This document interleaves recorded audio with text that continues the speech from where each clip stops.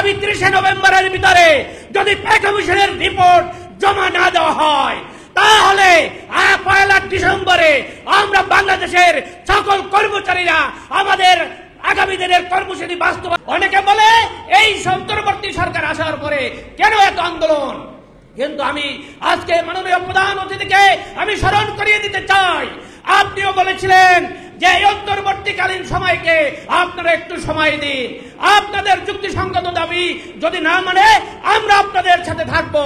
তাই উনি কথা রেখেছেন, এজন্য ওনাকে আমি ধন্যবাদ দিচ্ছি। উপস্থিতি সাংবাদিক ভাইরা, আপনাদের সবাইকে জানিয়ে দিতে চাই, আপনাদের মাধ্যমে এই অন্তর্বর্তীকালীন সরকারকে জানিয়ে দিতে চাই, ওনারা মাধ্যমিক শিক্ষকদের আন্দোলন দেখেছেন, ওনারা প্রাথমিক শিক্ষকদের আন্দোলন দেখেছেন, কিন্তু ওনারা কলেজ বিশ্ববিদ্যালয়ে পড়া এই সরকারি কর্মচারীদের আন্দোলন দেখেননি। এই সরকারি কর্মচারীরা শিক্ষকদের সবাইকে নিয়ে যদি এবার মাঠে নামে তাহলে ওনাদের পালানোর জায়গা পাবেন না।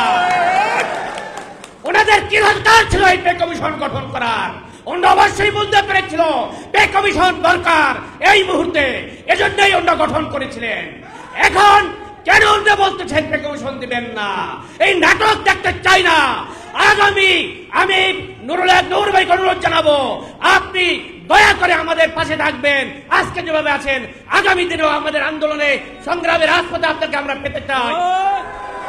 আমি সরকারকে উদ্দেশ্য করে বলতে চাই, আগামী 30 নভেম্বরের ভিতরে যদি পে কমিশনের রিপোর্ট জমা না দেওয়া হয় তাহলে 1 ডিসেম্বরে আমরা বাংলাদেশের সকল কর্মচারীরা আমাদের আগামী দিনের কর্মসূচি বাস্তবায়নের জন্য প্রতিনিধিদের নিয়ে বসে আগামী দিনের কি কর্মসূচি হবে সেই কর্মসূচি ঘোষণা করবে ইনশাআল্লাহ আগামী 1 ডিসেম্বর।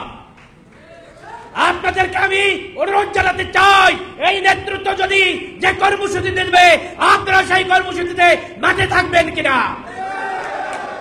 আজকে এখানে আমরা বাংলাদেশের সবাইকে ডাকি নাই, সকল কর্মচারীদেরকে ডাকি নাই, আমরা ডেকেছি শুধু প্রতিনিধি ভাইদেরকে।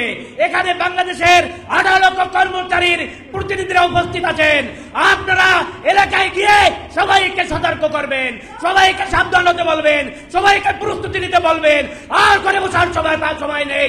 আগামী 30 নভেম্বরের ভিতরে যদি পে কমিশনের রিপোর্ট পেশ না করা হয় ইনশাআল্লাহ 1 ডিসেম্বর থেকে আন্দোলন চলতে থাকবে। এমন আন্দোলন আসবে পে কমিশন না দিয়ে এই সরকার কোথাও যেতে পারবে না। আমরা নির্বাচন চাই না পে কমিশন দেওয়ার আগে, পে কমিশন দিতে হবে, তারপরে নির্বাচন দিতে হবে। তাহলে বাংলাদেশের 18 লক্ষ কর্মচারী নির্বাচনের দায়িত্ব পালন করবে না। কি আপনারা কি দায়িত্ব পালন করবেন?